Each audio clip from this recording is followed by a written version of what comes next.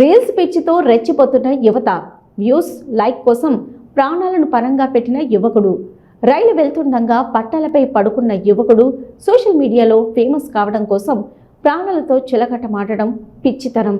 ఇలాంటివి మీకు సరదాగా అనిపించవచ్చు, కానీ జరగరాని ప్రమాదం జరిగితే ఏమవుతుందో ఆలోచించండి అంటూ యువతను ఐపీఎస్ అధికారి సజ్జనార్ హెచ్చరించారు.